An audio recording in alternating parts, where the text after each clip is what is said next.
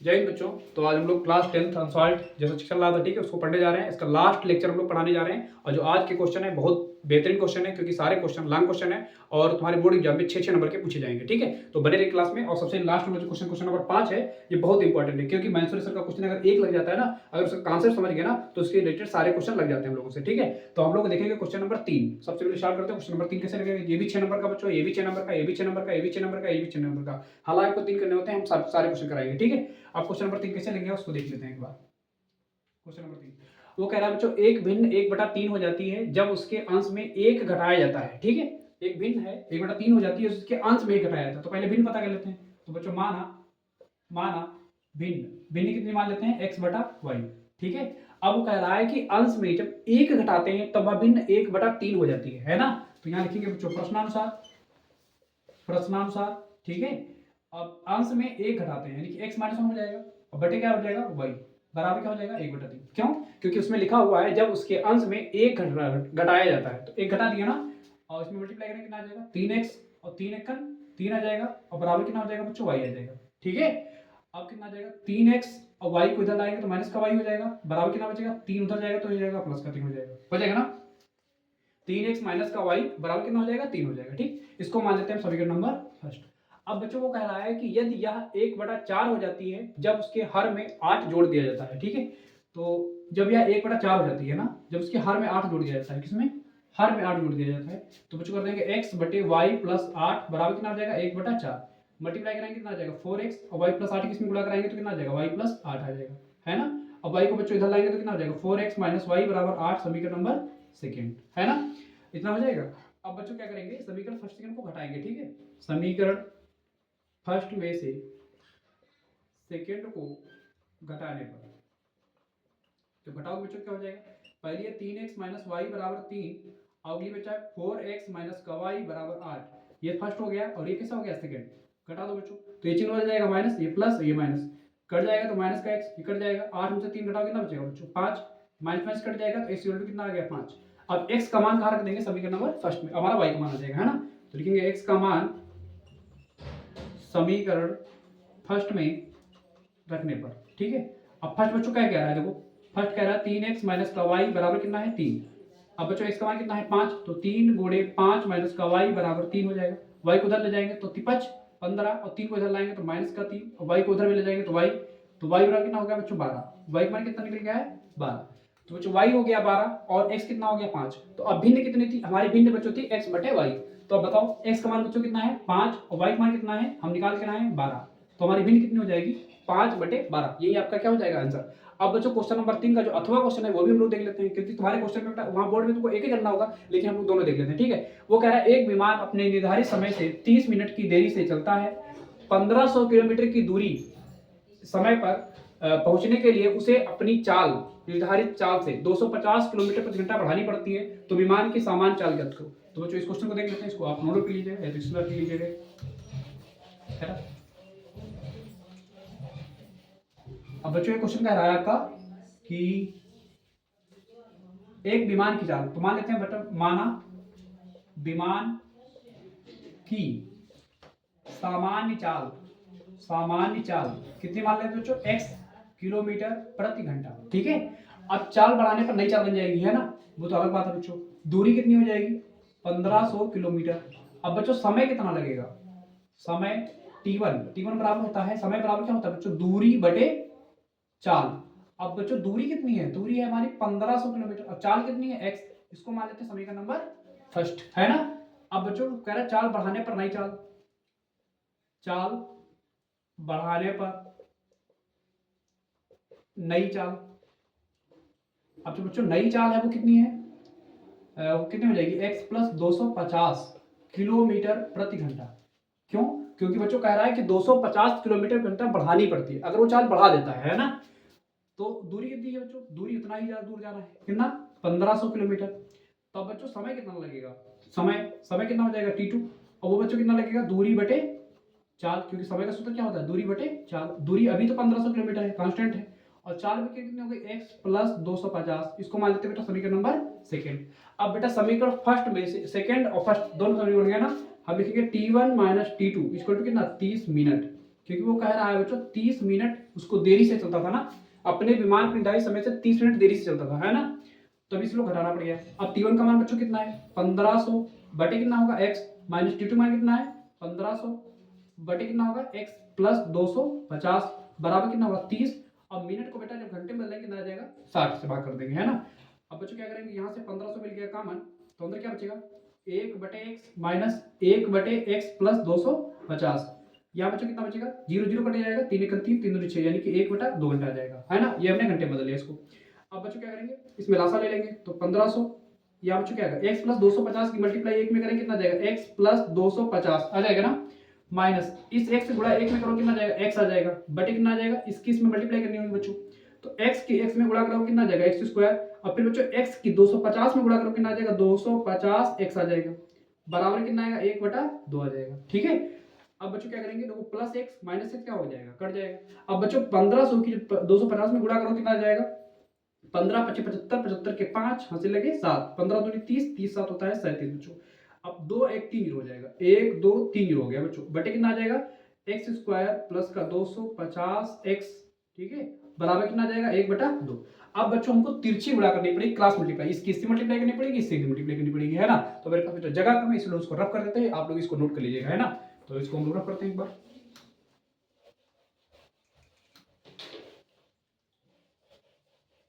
अब बच्चों क्या करना होगा, इसकी क्रॉस मल्टीप्लाई करनी होगी, ठीक है। इसमें चलो तो इसको ऊपर नोट कर लेते हैं। हमारा प्राप्त रिजल्ट था 375 1 2 3 जीरो बटे कितना आया था एक्स स्क्वायर प्लस का 250x बराबर कितना आया था 1 बटा 2। अब बच्चों इसकी इसमें गुणा करेंगे तो कितना आएगा एक्स स्क्वायर प्लस 250 की 1 में गुणा करोगे तो कितना आ जाएगा एक्स स्क्वायर प्लस का 250x ही आएगा। अब बच्चों इसकी इसमें गुणा करोगे कितना आ जाएगा 2 5 10 तक का 0 से लगा 1, और बच्चों कितना आएगा 2 7 14 15 के 5 से लगा 1 2 3 6 6 1 7 750 आ गया बच्चों, और 3 जीरो और है तो 1 2 3 जीरो लगा दिया बच्चों, ठीक है। अब इसको बेटा इधर लाएंगे तो कितना हो जाएगा एक्स स्क्वायर प्लस का 250 एक्स माइनस कितना आ जाएगा 75 1 2 3 4 जीरो हो जाएगा, इक्वल टू कितना आ जाएगा बच्चों जीरो आ जाएगा, ठीक है। अब हम क्या करेंगे बच्चों, यहाँ पर घटाने पर 250 बच जाएगा और मल्टीप्लाई करने पर ये आ जाए, ये सबको पता है ना। तो इसके हम फैक्टर करेंगे बच्चों कितना आ जाएगा एक्स स्क्वायर प्लस का 1000 एक्स माइनस का 750 एक्स, इसको जो घटाओगे तो कितना बचेगा 250 बचेगा, मल्टीप्लाई करोगे तो कितना आ जाएगा तो माइनस का 775 1 2 3 4 जीरो, इक्वल टू कितना आ जाएगा जीरो बच्चों। अब इसमें से बच्चों कॉमन ले लेंगे, इसमें से और इसमें से कॉमन ले लेंगे, तो कॉमन क्या मिलेगा बच्चों, यहाँ x मिल जाएगा तो अंदर क्या बचेगा x प्लस 1000 बचेगा, ठीक है। इतने में कॉमन लिया गया बच्चों, ठीक है। इतने में जब कॉमन लोगे कितना बचेगा x, और यहाँ कितना एक था निकल गया कितना बचेगा x प्लस 1000 बचेगा, माइनस यहाँ से कॉमन कितना मिलेगा 750, देखो यहाँ पर भी है और 750 यहाँ पर भी है, तो 750 क्या मिल गया कॉमन, तो अंदर क्या बचेगा बच्चों x प्लस ये चिन्ह बदल जाएगा अंदर वाला, और यहाँ बच्चों बचेगा 1000, ठीक है। इक्वल टू कितना बचेगा जीरो, देखो इसमें सेम से मांगे ना बच्चों, इसका मतलब x प्लस 1000 और आएगा x minus 750 x minus 750 equal to कितना आएगा जीरो। अब बच्चों दोनों के बराबर जीरो निकाल लो, क्योंकि मुझे x का मान निकालना है ना, फैक्टर तो करना नहीं है। x प्लस 1000 इक्वल टू कितना आएगा बच्चों जीरो, तो x इक्वल टू कितना हो जाएगा, उधर भेजेंगे तो हो जाएगा माइनस का 1000, ठीक है। और इधर बच्चों x माइनस 750 इक्वल टू कितना आएगा जीरो, 750 को उधर भेज देंगे कितना आ जाएगा x बराबर 750।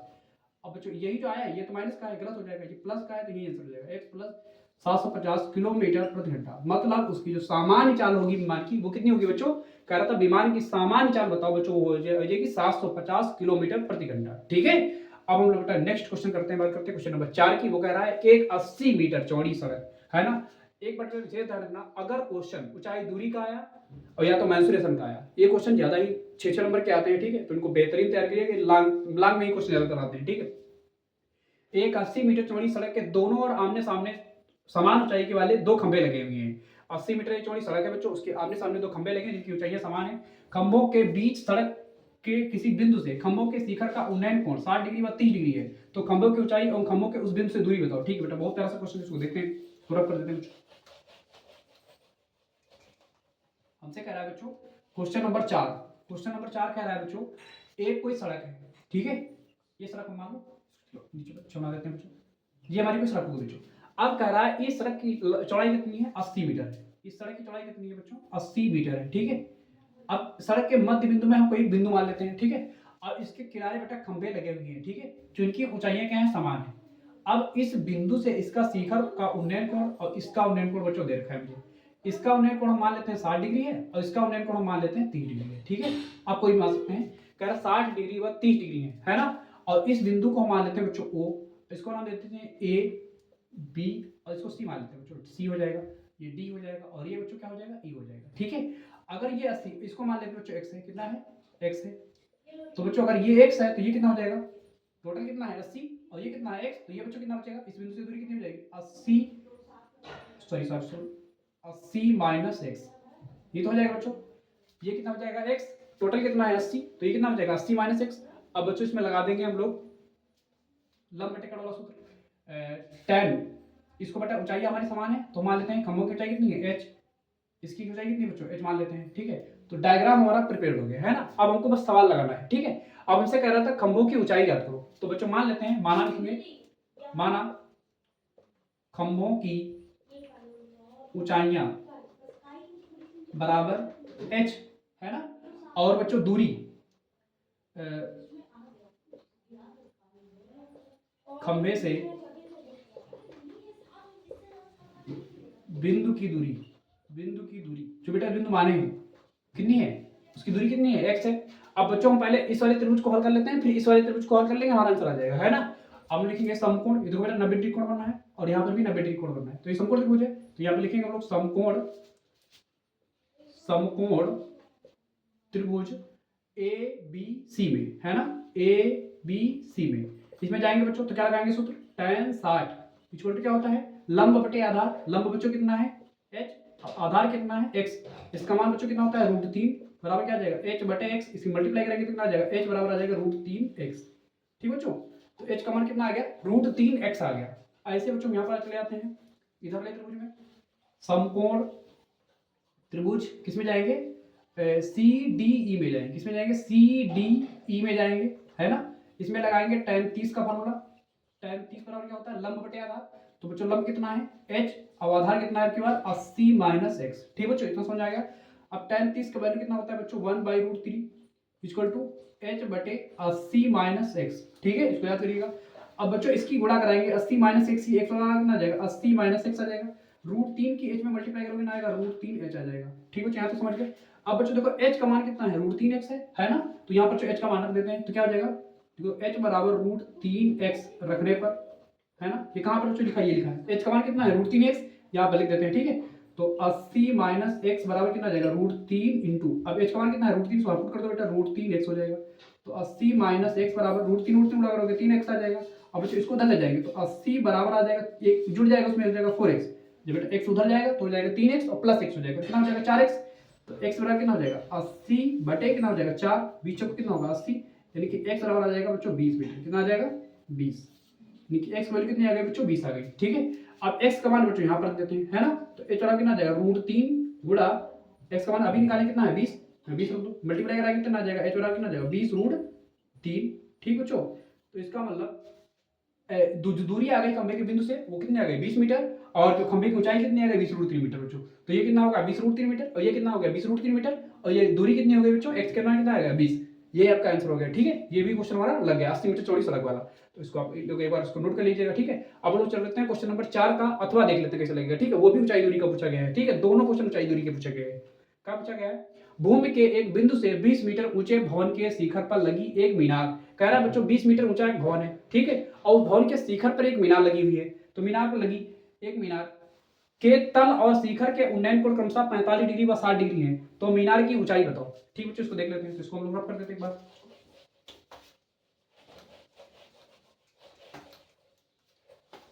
हमसे बच्चों क्वेश्चन कह रहा है कि भूमि के एक बिंदु से, तो मान लेते हैं बेटा भूमि का कोई एक बिंदु है, भूमि का कोई एक बिंदु है, मान लेते हैं ये हमारा कोई भूमि का बिंदु हो गया बच्चों, थोड़ा नीचे मानते हैं भूमि का एक बिंदु हो गया, इस बिंदु ये भवन है बच्चों। ठीक है, ये भूमि बच्चों है और भूमि पर एक भवन खड़ा हुआ है। ठीक है, तो एक बिंदु से 20 मीटर ऊंचे भवन, तो बच्चों इस भवन की ऊंचाई कितनी है 20 मीटर है, कितनी है 20 मीटर है। ठीक है, इस भवन पर लगे शिखर पर लगी एक मीनार, अब बच्चों इसके शिखर पर एक मीनार लगी है, तो ये भवन का शिखर छत है और इसके ऊपर क्या लगी एक मीनार लगी हुई है। ठीक है, अब वो कह रहा है कि बच्चों भवन के क्या कह रहा है, देखो लगी एक मीनार के तल और शिखर का उन्नयन कोण, कह रहा है मीनार का तल ये वाला बच्चों इसका उन्नयन कोण और शिखर ये इसका उन्नयन कोण। ठीक है, हमको दे रखा है बच्चों ठीक है, अब देखिए तो क्या दे रखा है मुझे। अब हमसे कह रहा है बच्चों उन्नयन कोण कितना 60 डिग्री और 30 डिग्री है, तो खंभों की ऊंचाई नहीं बोल रहा, वो नहीं क्वेश्चन है। भूमि के एक बिंदु से 20 मीटर चले गए बोल के मीनार के तल और शिखर का उन्नयन कोण 45 डिग्री व 60 डिग्री है। एक 45 डिग्री है, एक 60 डिग्री है बच्चों। तो तल वाला कितना हो जाएगा 45, और जो शिखर से कोण बना रहा है कितना हो जाएगा बच्चों 60 डिग्री। ठीक है, मीनार का जो तल कोण बना रहा है वो 45 डिग्री का बना रहा है, और शिखर कितना डिग्री बना रहा है 60 डिग्री बना रहा है। ठीक है, अब मान लेते हैं मीनार की ऊंचाई बच्चों को दे नहीं रखी, तो इसलिए इसको मान लेते हैं h। अच्छा, इसको h मानेंगे तो टोटल कितनी हो जाएगी h प्लस 20। ठीक है, इसको नंबरिंग कर देते हैं a b और बच्चों इसको c और इसको नाम दे देते हैं d। अब हमसे पूछा गया था बच्चों मीनार की ऊंचाई बताओ। ठीक है, तो बहुत ही क्वेश्चन बन गया था हमारा डायग्राम, आधा तो क्वेश्चन लग गया। तो लिखेंगे बच्चों माना मीनार की ऊंचाई कितनी मान लेंगे बच्चों, कितनी मानी हो h मीटर हो गई। मीनार की ऊंचाई कितनी हो गई h मीटर हो गई। ठीक है, अब हम जाएंगे बच्चों, देखो समकोण त्रिभुज बनना है ए बी और सी। समकोण त्रिभुज है, सबसे पहले सबसे छोटे त्रिभुज में जाएंगे, इतना याद रखना। ठीक है, समकोण त्रिभुज ए बी सी में, ए बी सी में जाओगे तो क्या बच्चों मिलेगा, देखो ए बी सी में जाओगे तो ये कोण कितना मिलेगा 45। तो कितना होगा बच्चों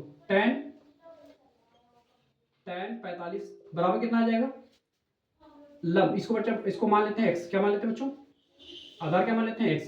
तो क्या होता है लंब बटे आधार, तो हो जाएगा 20 बटे x।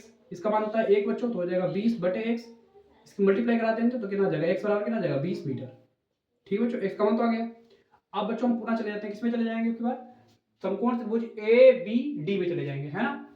तो लिखेंगे पूरे वाले चले जाएंगे समकोण त्रिभुज ए बी डी में। जब ए बी डी में बच्चों जाओगे तो क्या मिलेगा tan 60, क्योंकि कोण कितना दे रखा है टोटल कोण 60 है ना। अब केवल लंब बच्चों कितना हो जाएगा h प्लस 20 बटे आधार कितना हो जाएगा x।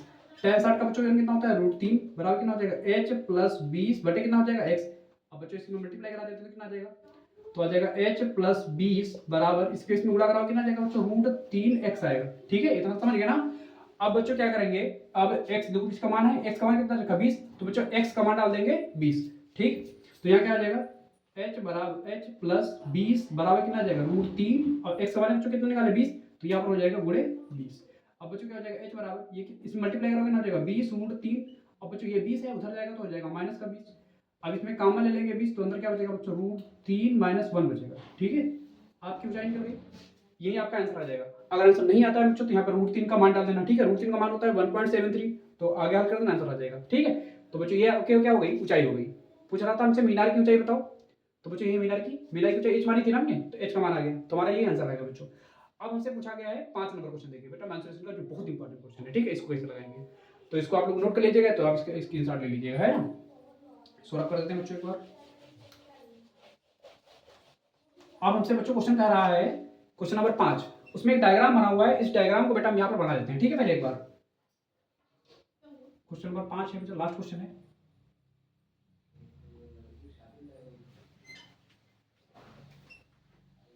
बन गया। अब इसकी ऊंचाई कितनी दे रखी है बच्चों, ऊंचाई हमको दे रखी है 10 सेंटीमीटर।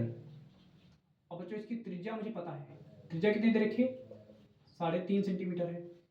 ठीक है, ऊंचाई हमको मिल गई 10 सेंटीमीटर, त्रिज्या मिल गई 3.5 सेंटीमीटर। ठीक है, अब बच्चों यहाँ पर लिख लेंगे r, त्रिज्या कितनी हो जाएगी 3.5 सेंटीमीटर। और इसमें बेटा एक अर्धगोला लगा हुआ है, देखो एक ऐसे एक नीचे अर्धगोला है और एक इधर भी अर्धगोला है। ठीक है, और इसकी भी त्रिज्या 3.5 सेंटीमीटर ही होगी। ठीक है, एक बात बच्चों विशेष ध्यान रखो, ठीक है, कि जो त्रिज्या होती है उसमें अर्धगोला में ही त्रिज्या, जो बेलन है बेलन में ही अर्धगोला है, एक ऊपर एक नीचे, तो जो अर्धगोले की त्रिज्या होगी और वही तुम्हारे बेलन की भी त्रिज्या होगी, है ना। और ऊंचाई बच्चों कितनी दे रखी है 10 सेंटीमीटर। ठीक है, हमसे पूछा गया बच्चों, क्या पूछा हमसे, खिलौने का संपूर्ण पृष्ठीय क्षेत्रफल बताओ। ठीक है बच्चों, तो हम लिखेंगे ये बच्चों खिलौना ऐसा कोई बनाया गया है ना, लिखेंगे खिलौने का संपूर्ण पृष्ठीय क्षेत्रफल बराबर खिलौने का संपूर्ण पृष्ठीय क्षेत्रफल बराबर क्या लिखेंगे बच्चों, बेलन का वक्र पृष्ठीय प्लस क्या लिखेंगे, बेलन का वक्र पृष्ठीय क्षेत्रफल प्लस किसका जोड़ देंगे 2 गुणे अर्धगोले कितने बच्चों 2 हैं, तो 2 गुणे अर्धगोलों का वक्र पृष्ठीय, 2 अर्धगोलों का वक्र पृष्ठीय क्षेत्रफल। ठीक बच्चों, मतलब बेलन का वक्र पृष्ठी और अर्धगोला बच्चों कितने लेंगे, दो, तो दो अर्धगोलों का वक्र पृष्ठीय क्षेत्रफल लगा देंगे। ठीक है, अब बेलन का वक्र पृष्ठीय क्षेत्रफल होता है क्या बच्चों, तो बेलन का वक्र पृष्ठीय क्षेत्रफल होता है 2 पाई आर एच, अब 2 गुणे अर्धगोलों का बच्चों क्या होता है 2 पाई आर स्क्वायर होता है। ठीक है, अब बच्चों क्या करेंगे यहाँ पर 2 पाई आर एच प्लस इस मल्टीप्लाई करेंगे ना, 2 दूनी 4 4 पाई आर स्क्वायर। अब बच्चों देखो एक अर्धगोला ऊपर एक अर्धगोला नीचे, अगर दोनों को मिला दोगे तो एक गोला बन जाएगा ना, तो बच्चों यहाँ क्या करेंगे, अब देखो कुछ कॉमन मिल रहा है, 2 पाई आर यहाँ भी है और 2 पाई आर बच्चों यहाँ भी मिल जाएगा, तो 2 पाई आर मिल गया कॉमन, अंदर क्या बचेगा एच प्लस यहाँ बचेगा 2 आर, है ना, कॉमन ले लिए। अब बच्चों पाई का मान कह रहा है 22/7, पाई का मान कितना डालना है 22/7, तो पुट कर देंगे आंसर आ जाएगा हमारा 2 गुणे पाई का मान कितना हो जाएगा 22/7। बच्चों त्रिज्या कितनी देखिए, त्रिज्या हमको देखिए 3.5, तो डाल देंगे 3.5 और एच कितना दे रखा है 10 और 2 गुणे त्रिज्या कितनी दे रखी है 3.5। ठीक है बच्चों कितना हो जाएगा 2 गुणे 22 बटे कितना आ जाएगा 7। अब बच्चों एक काम करते हैं, इसको काट देते हैं, 7 से इसको काट तो कितना आ जाएगा 0.5, तो बचेगा 22 गुणे 0.5, यहाँ बच्चों कितना बचेगा 10 प्लस 3.5 दूनी कितना होता है 7, है ना, मल्टीप्लाई कर दिए।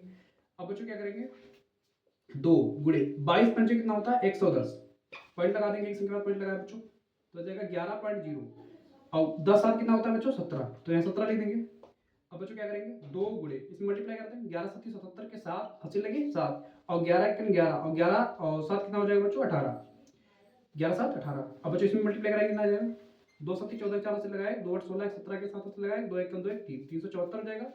और हमसे पूछा गया था तो क्षेत्रफल, और क्षेत्रफल का मतलब हो जाएगा सेंटीमीटर स्क्वायर। ठीक है, यही आपका क्या हो जाएगा आंसर हो जाएगा। ठीक है, तो इस तरीके से ये भी हमारा क्वेश्चन लग गया। अब क्वेश्चन नंबर 5 का जो अथवा क्वेश्चन बचा इसको बच्चों देख लेते हैं। ठीक है, एक क्वेश्चन बचा लास्ट, कह रहा है एक ठोस एक अर्धगोले पर खड़े शंकु के आकार का है। ठीक है, शंकु व अर्धगोले की त्रिज्याएं 3 सेंटीमीटर है। ठीक, तो यदि ठोस की ऊंचाई 6 सेंटीमीटर हो तो ठोस का आयतन ज्ञात करो। तो बेटा आयतन पूछा गया, आयतन इजी है, कोई दिक्कत वाली बात इसमें नहीं है, तो इसको हम कर देते हैं, इसको लिया हुआ आप लोगों ने। इसमें कह रहा है बच्चों इसका डायग्राम बनाना पड़ेगा, क्योंकि अगर तुम्हें मेंसुरेशन का सवाल पूछा जाता है तो आपको डायग्राम पहले बनाना पड़ेगा। तो कह रहा है एक ठोस है कोई, जो एक अर्धगोला पर एक खड़ी शंकु, तो एक अर्धगोला इसके ऊपर एक खड़ा शंकु है। ठीक है, तो एक ठोस बना लेते हैं बच्चों। ठोस कैसा है, नीचे अर्धगोला कह रहा है बनाओ। ठीक है बच्चों, अब इस अर्धगोला के ऊपर कह रहा है एक शंकु को विस्थापित कर दो, तो हमने इस अर्धगोला के ऊपर एक शंकु रख दिया है। ठीक है, अब बच्चों कह रहा है शंकु व अर्धगोले की त्रिज्या 3 सेंटीमीटर है। शंकु बच्चों ये रहा और इसकी त्रिज्या सीमित होगी, इसी के ऊपर आधारित है ना, सेम सेम, तो इसकी त्रिज्या कितनी बच्चों 3 सेंटीमीटर है। कितनी है 3 सेंटीमीटर है। और कह रहा है यदि ठोस की ऊंचाई 6 सेंटीमीटर है, पूरे ठोस की ऊंचाई बच्चों कितनी दे रखी है 6 सेंटीमीटर है, तब कह रहा है ठोस का आयतन ज्ञात करो। तो बच्चों अर्धगोले की जितनी त्रिज्या होती है उतनी त्रिज्या तो सब बराबर होती है, या समझो कि त्रिज्या जो होती है वो अर्धगोले की ऊंचाई के बराबर होती है, तो ये भी 3 सेंटीमीटर तो हो जाएगी, क्योंकि त्रिज्या हर तरफ बराबर होगी ना, तो ये भी 3 और ये भी 3। अब बच्चों बताओ अगर इतनी 3 है और पूरी 6 है तो शंकु की ऊंचाई कितनी आ जाएगी, इतनी खाली केवल शंकु की ऊंचाई कितनी आ जाएगी बच्चों, ये वाली ऊंचाई कितनी आ जाएगी, तो बच्चों कितनी आएगी 6 टोटल है और इतनी हो गई 3, तो ये बचेगी 3 तो बचेगी बच्चों, यानी कि शंकु की ऊंचाई कितनी आ गई 3, ये तो बेटा तिरछी ऊंचाई होती है, शंकु की ऊंचाई कितनी हो गई 3 सेंटीमीटर। तो यहाँ पर लिखेंगे बच्चों शंकु की ऊंचाई कितनी आ जाएगी 3 सेंटीमीटर। ठीक है, और क्या लिखेंगे यहाँ पर त्रिज्या बच्चों कितनी दे रखी है 3 सेंटीमीटर त्रिज्या भी है। हमसे पूछा गया ठोस का आयतन ज्ञात करो, तो बच्चों लिखेंगे ठोस का आयतन सूत्र क्या होता है बच्चों, ठोस का आयतन बराबर सूत्र, ठोस का आयतन कैसे निकालोगे बेटा, इसमें दो चीजें मिली हुई हैं, एक तो अर्धगोला मिला हुआ है और दूसरा शंकु मिला हुआ है। तो सबसे पहले अर्धगोले का आयतन निकाल लेंगे और शंकु का आयतन निकालेंगे और दोनों का आयतन को जोड़ देंगे तो हमारे इस पूरे ठोस का आयतन निकल जाएगा ना। तो क्या करेंगे बच्चों शंकु का आयतन प्लस अर्धगोले का आयतन। ठीक है बच्चों, अब यहाँ शंकु का आयतन क्या होगा बच्चों 1/3 पाई आर स्क्वायर एच, यही होता है ना। अब प्लस अर्धगोले का आयतन क्या होता है, अर्धगोले बच्चों आयतन होता है 2/3 पाई आर क्यूब होता है। ठीक है, अब यहाँ से बच्चों कुछ कॉमन मिल रहा होगा तो कॉमन ले लेंगे, तो 1/3 तो मिल रहा है कॉमन, 1/3 दोनों में है, पाई कॉमन मिल ऐसे भी मान रख सकते हो, कॉमन नहीं लेना है तो ऐसे मान डाल सकते हैं। तो 1/3 मिल गया, फिर बच्चों पाई मिल जाएगा, आर स्क्वायर यहाँ है, यहाँ आर क्यूब है तो आर स्क्वायर भी मिल जाएगा।